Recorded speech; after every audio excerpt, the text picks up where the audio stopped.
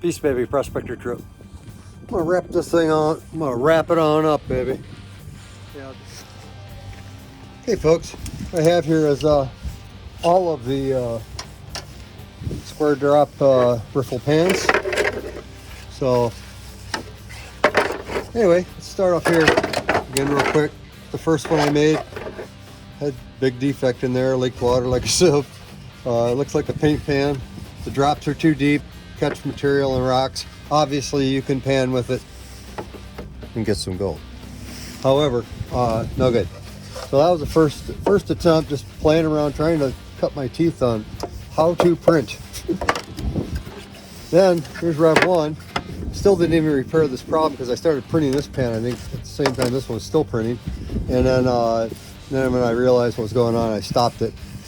And yeah, so I changed the riffles on this one a little bit.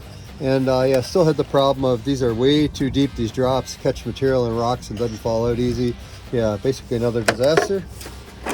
Then the Rev 2 pan though, I fixed the riffles pretty good. They're a little bit too pointy is the problem, so they're fragile. So I think if you drop the rock in there, it'd break. And so yeah, it works really well other than that point. And of course the cleaning plate is tiny. And so yeah, this guy here, this kind of Rev 3, 4, and 5. So on this guy here, I for some reason I had these guys here fairly properly angled the riffles here. So when you wash back your material, everything sloshes off there easily. Whereas this one here, I tipped them up more thinking, oh, I'll make it more aggressive or something, which didn't work too well. And what happens is material sits up on here. And by the time you can wash it off, your water's all back here. And so it's a bit of a disaster that way. And so, yeah, so there's kind of 3, 4, and 5. I fixed the cleaning plate. I fixed the drops also so they weren't so deep. And yeah, basically these ones here were still too deep. So I made them even more shallow. So then I got the Rev 6. I got tired of wasting so much material. And yeah, and so got smart again and started printing things smaller. Of course, I had my name and stuff printed on this guy, but yeah, this guy also. This one here, the riffles itself, I tipped way down, and they're almost flat. They're a little bit, you know, this direction, a tiny bit when the pan's flat, which is not enough. It works quite well. They're a little bit too pointy again. They need to be fatter and rounder. So I'm going to adjust those again one more time for sure. But anyway, this one was pretty close. Had a nice cleaning plate and worked pretty good. Drops are just about right. Then on to Rev 7. Rev 7, yeah, once again, everything's pretty good. The angle of these guys is quite good. The riffles are very good. Washes material very well. I left some drops in here though, thinking, oh, it's a drop riffle pan. And they work okay. And this pan does work pretty good. Except you do collect material up here sometimes, and I don't like it. So I said, no, that was a bad idea. So then, to Rev 8.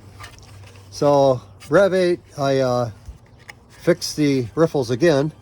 And now there's no drops in there, and the angle's pretty good. And this one worked pretty darn good. So I was pretty happy with that. Still too pointy though. I'm gonna fatten those up because they're still fragile. And that's Rev 9. So Rev 9, I finally put the bottom plate on the thing. And the reason I put the bottom plate on is obviously these guys, none of them had it. And so to beef it up in the final rendition of it, I want to have a nice heavy bottom plate so when you drop a rock, it doesn't break right away or something. And then also here, it's got this one here. I print these flat, and a couple of the lines didn't seal up right, so I melted them with a lighter to do that. But yeah, I think if you print this pan at this angle or thereabouts, somewhere in here, and I think it'll come out really nice. And it's and you know, of course I got to beef up the thickness and stuff of when I print, so it's tougher. But yeah, it's kind of a cute little pan even like that. So with all these pans that I print or whatever, this one here is printed at 30% its original size.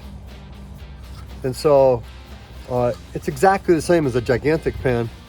There's like one that I would print like this, which I print this one I think at think it was 50% or 60%. I can't remember now.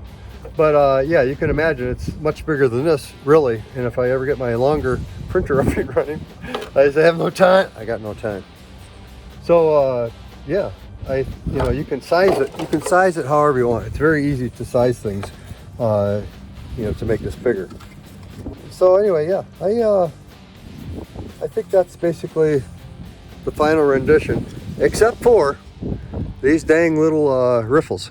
I am gonna beef those up one more time because these ones are better, thicker, but they're still a little bit too pointy, and I'm gonna just basically round them off a little bit so they're not quite so pointy, because they break easy when they go right to an exact point, you know. Anyway, that's it for the ASDR pan. At this point, I might do something else, I don't know. I tell you, people are like, what did you do with all the material? What did you do with all the leftover stuff? Are you shooting it with your pellet gun? Nope, I'm not. What I am doing is, of course, I like